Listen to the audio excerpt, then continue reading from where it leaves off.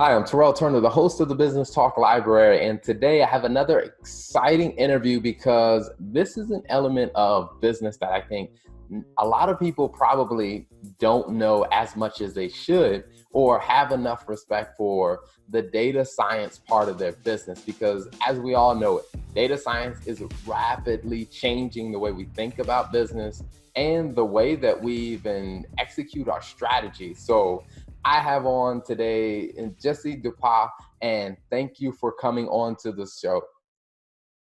Thanks, Terrell, for inviting me to your show, and hello to your viewers and followers. Awesome. So tell us a little bit about, your background. Sure. So I'm a trained economist, and I have spent a predominant proportion of my time in insurance.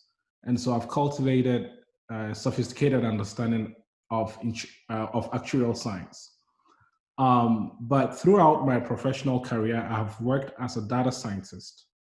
And so what I tell my past, current, and future employers is that with me, you buy one and you sort of like get two free. You pay for the data science, and then you get the actuarial science and economics free, right? With respect to the industries that I've worked in and the kinds of projects that I've worked on, um, in insurance, for instance, I help the companies that I worked for on projects related to pricing precision, pricing optimization, and underwriting excellence. And I would like to speak a little bit about each of them. So pricing precision is really table stakes for all insurance companies. To survive and be successful as an insurance company, you have to be able to estimate your risk of loss, right? So most data science teams and actuarial science teams within the insurance companies are focused on using all of the organizational data assets, right, to predict when would a loss occur, and if a loss occurs, how much would that be, right? So we call those things pricing precision. But what I'm particularly excited about and proud of is how I was able to champion pricing optimization in the organizations that I worked for. So as an economist, I had a culture shock the first months in insurance. And the culture shock was related to how actuaries price products. So actuaries just focus on the cost of insurance, and they don't contemplate the demand side. When I say demand side, the customer's willingness to pay. So let's say I want to calculate a premium for you. I would run some analysis, actuarial analysis, and figure out how much would I expect you to cost me during the policy term. And let's say that number turns out to be 100, right? And if I want to make 20% profit, I'll just charge you 120 bucks for that term, right? But then I was like, that is not the way I was trained to price products. The way economics, we price products is you figure out the supply side, right, which is the cost of the product, and then you figure out the demand side, which is the customer's willingness to pay. And then you somehow marry the two together to derive the price. And so I started to lobby for the development of demand side insights, such as elasticity models, who are your price sensitive customers, who are not so price sensitive, right? What is the profile of customers that would stay with you over a longer haul? So we call that survival analysis, because some folks will stay with you for just months. Some will stay with you for years and years, right? You want to know that profile.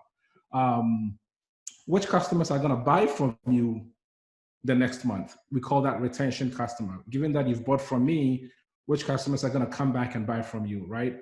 So developing those insights, but not stopping there and going ahead and combining them with the data solutions that we've developed about of insurance so that we can derive the optimal pricing strategy. That was very exciting.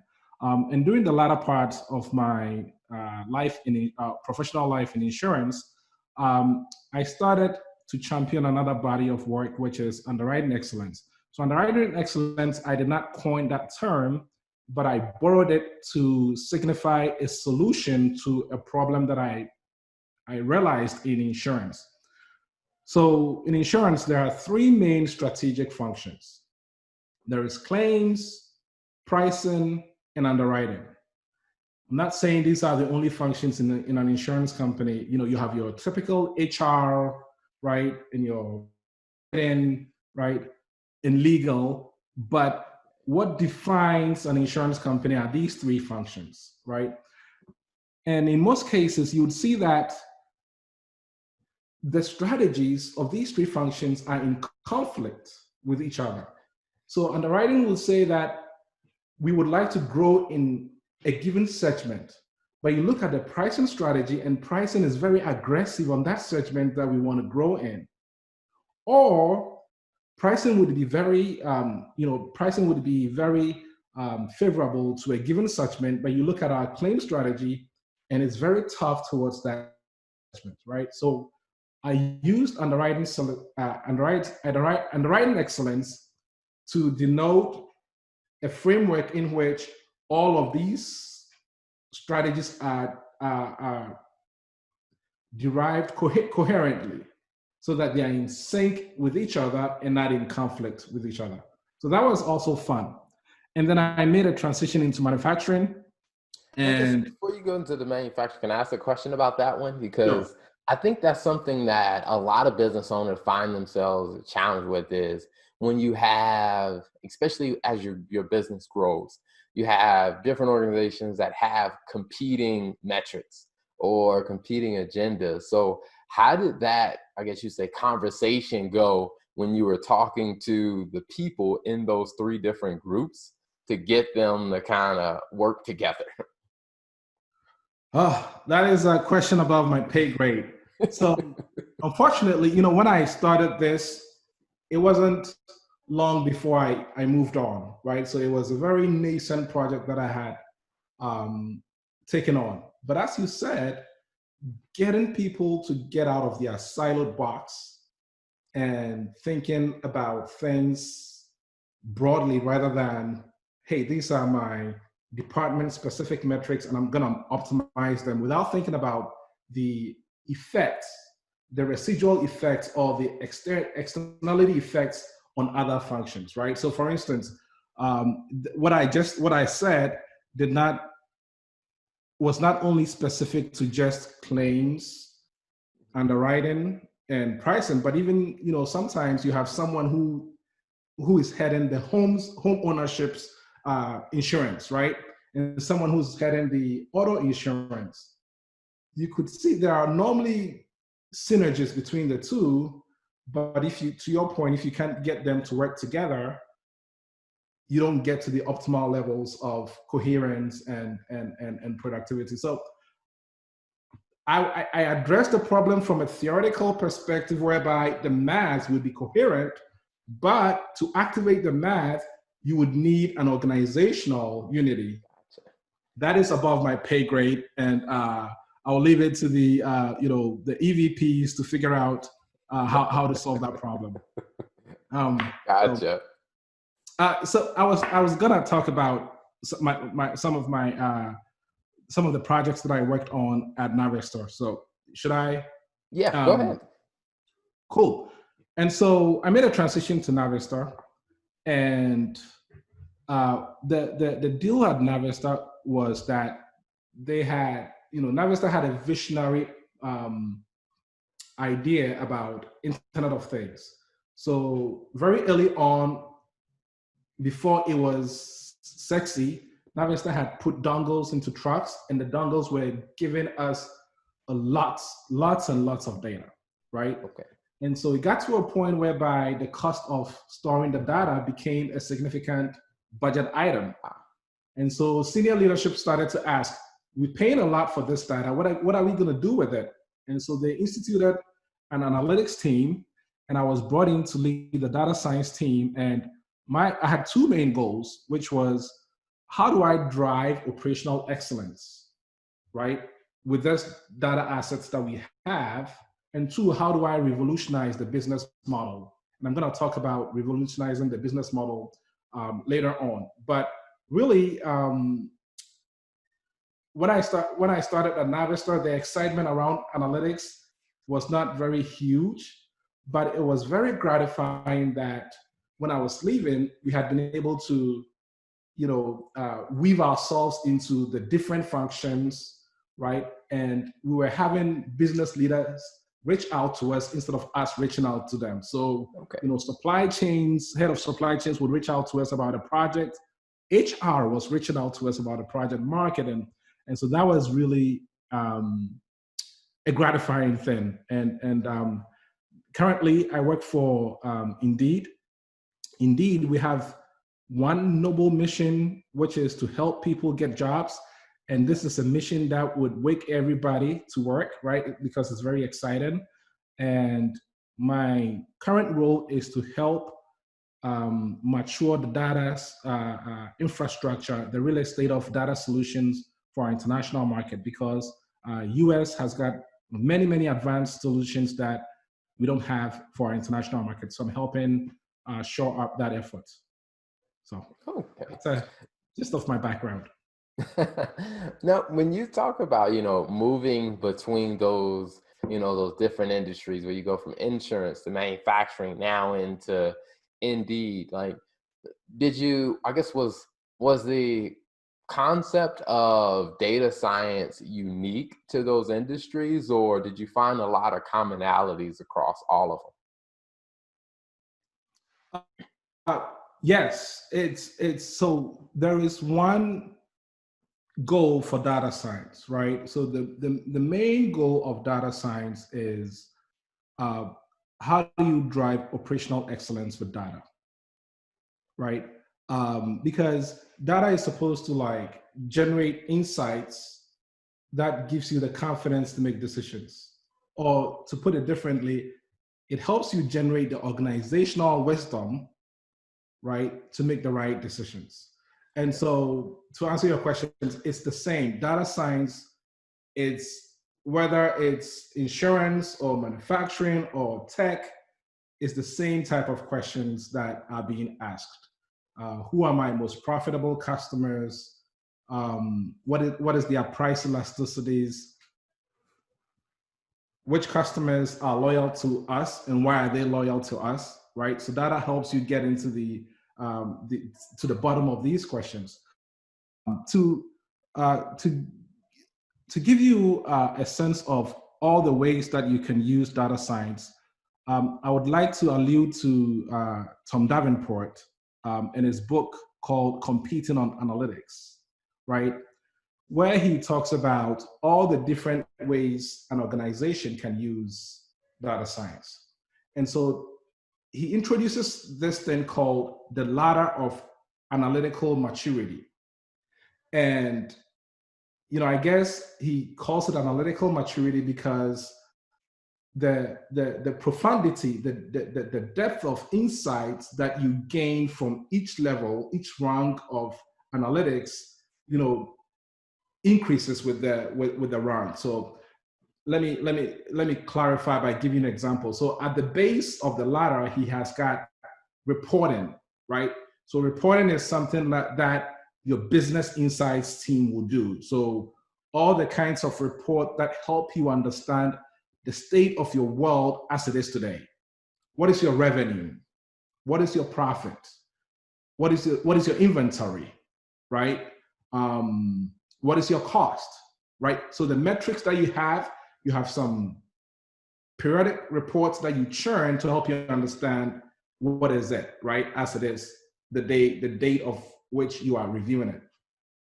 And then as you move one run to the next one, he's got forecasting, right? So forecasting is when you are using your organizational data assets to help predict what's going to happen tomorrow.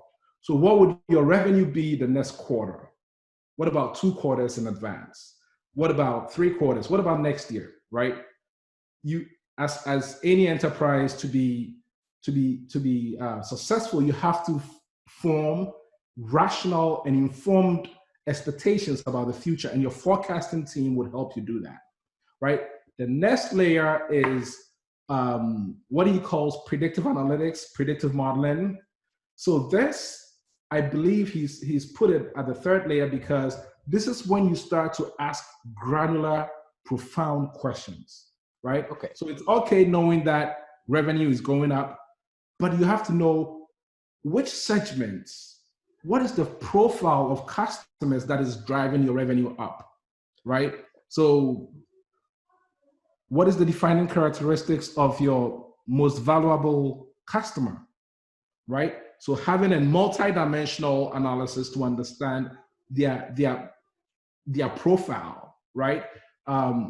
Elasticity, everybody thinks about pricing. The finance team always thinks about, are we too high? Are we too low? Right? To say that it's to look at elasticity broadly, it's not nuanced. You could figure out that some segments are very elastic, some are not elastic, right? And so you can tailor a much more sophisticated pricing strategy by using data to figure out which customers are elastic and which customers don't care about price, and then devising your pricing strategy accordingly, right? So predictive analytics helps you do that. And then the last rung, he has something called optimization. So what is optimization? The way I explain optimization is, now that I understand the state of my world as it is today, now that I have some informed expectations about the future, now that I know the dynamics of my business, how do I bring all of them together to make the right decisions, right? Which segments I'm gonna give increases to, price increases to, which segments I'm gonna be soft on, right? Which segments I'm gonna grow in. Because you've used data to learn about your business, you'll be able to optimize per any metric that you decide, whether you want to optimize revenue, whether you want to optimize return on equity, profits, whatever you decide, you can bring all of the pieces together to make that strategy. I would say that not a lot of companies are at that level, like the optimization level. Almost every company has got a business insights, some sort of reporting capabilities. And then in forecasting, I would say 70 to 80%, use data to do some sort of forecasting. And then when you get to like predictive analytics, maybe 50% of companies are doing it. But when you get to like optimization, it's about 5% because it's super hard. But it's really, when you're able to do that, that is when you can call yourself operationally excellent, right? When we say operational efficiency, I don't see anyhow you can achieve that without using data, right? The next, apart from driving operational efficiency, I would also like to point out the other function or the other use of data science, which is to revolutionize your business model. And that is what we try to do at Navistar. So let's talk about the automotive industry. And I'm talking about the commercial fleet industry, right? Yeah. So how do a commercial customer would pay a lump sum, let's say 140,000, in exchange of a truck and all of its problems, right? That is the current business model. What about an alternative business model that the fleet customer does not make any lump sum payment, but only pays as he or she uses the truck? You could argue that the latter model is a much more powerful model because the incentives are well aligned. If the truck breaks down, it's the manufacturer's fault, not the customer's responsibility, right? So you would think that the latter is a much more powerful business model. But to be able to go to the latter model, you would need to develop a set of sophisticated analytic infrastructure and data solutions to drive that. And I think that is the reason why we've not seen that in the automotive industry, because you need to invest a lot of a loss into your data assets and your data infrastructure and your data solutions to be able to pull that off. Mhm. Gotcha. No, so when you work, I guess when you're talking with a organization or you go into an organization and you see that they are collecting data and you think about, those four kind of operational excellence, I guess the operational excellence scale. When you see that hey, of course they're doing reporting just like any other company. And then when you look to see they're doing some forecasting, are there any, like, I guess you say, key points or tips or advice that you've seen, like, hey, these kind of tweaks need to be made for you to actually start getting more value out or forecast value out of the data? Sure. Yes, definitely. I think start from the top, right? I think the top leaders have to come out and embrace data as a way of decision making. Like, we are evidence based. We value evidence based decision making, because if it's not embraced, then it becomes very difficult, right? And I have lived it. At Navista, we did not have a top down approach whereby that it was the various business units were held accountable to the usage of data. So we had to do it a bottom up, whereby we would go, listen, engage with the business unit, try to foster some credibility and trust, right? And through good work, successive good work, we would nourish the relationship and elevate it from, I call it, at first you are considered an intruder, and then later on you become a trusted partner, business partner, right? So that elongates the journey, right? I think if the the senior leadership is able to say, look, evidence-based thinking is our value. We want every team to embrace data and data science. That makes it easy. So that's the number one. The second thing is shoring up the team, right? Because data science is a lucrative field, right? It's one of the it is one of the sexiest jobs currently, right? And so that has produced a lot of sub-quality data scientists. So folks that don't have a mastery in the statistics or the mathematics or whatever kind of academic disciplines they need to be able to become effective data scientists. If you don't have such data scientists, you kind of like get sub-quality solutions to your problems. And the reason why I'm worried about it is because data science is new, there's a lot of confusion about it, right? So if the data scientist does not have mastery, or the person leading the data science team does not have mastery, then the confusion becomes compounded, because able to, one, deliver the right solutions to the problems, to the business problems that he's being asked. And secondly, he's not able to communicate it in a way that simplifies or clarifies, right? He compounds the confusion. And so I would advise the team to look for time, find a leader who has the mastery to look for fellow, equally competent data scientists. Because if you could get good scientists, they can mature you along the ranks of analytical maturity, right? So maybe you're at reporting, they can start building some forecasting models, building some good predictive models for you, and then get you to the point whereby you can tackle some optimization problems, right? The third one, I think if you can do 1 and 2, that is pretty good. And so once you are able to do 1, the evidence-based decision making approach, and 2, finding the right talent. The third one would be keeping the talent, right? And because data science is a competitive field, I would say, look, build a good environment, build a good community, right? Um, you know, team of integrity, trust, and make sure that, data scientists, we are very motivated. We like to we like to see the impact of our solution. So just building it and shelving it does not appeal to most data scientists, right?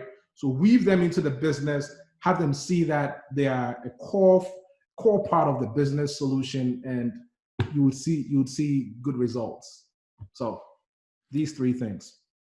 Awesome. Well, I know that you're a very busy man, and I appreciate you taking the time for the interview. I know I want to be respectful of your time so you can get to your next meeting. And thank you so much for coming on the show, sharing a little bit more about data science, because I truly believe this is a subject matter that every business, because as we're collecting more data from transactions, volume, I mean, just from whether it's the point of sale or whether it's even pre-sale, to where there's so much data being collected that there are a lot of companies that are sitting on a ton of data that they knew how to think about it or use it.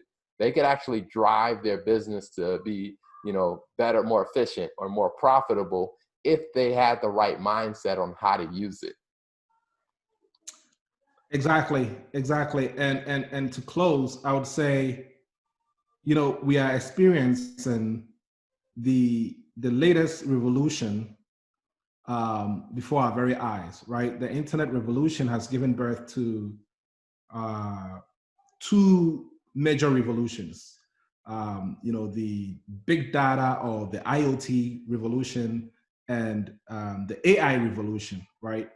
And so this is something that all companies, all enterprises would be remiss if they don't partake in it. I've called it the big feast, right? The big feast. You have to take part or you go hungry. And if you are, I know that most of your followers are entrepreneurs, and for most entrepreneurs, data becomes something like a luxury product rather than a necessary product.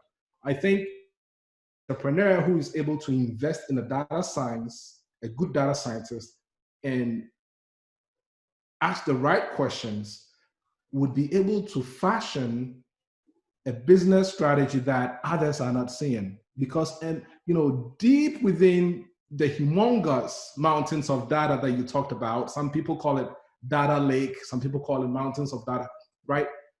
Deep within that data are insights waiting to be fished out. And so I would encourage, whether you are a small company, medium size, right, startup, matured, get involved. Data is the next big ish. So thank you. Awesome. Well, Gyasi, thank you so much for coming on the show. Do appreciate you, and love the concepts and everything that you're sharing. So we'll definitely stay in touch to find out more and see, together where, this data and information age is going to take us next. Thanks for tuning in to the Business Talk Library. If you like what you heard and you want to hear more, be sure to click the subscribe button and follow us on all social media platforms as the Business Talk Library.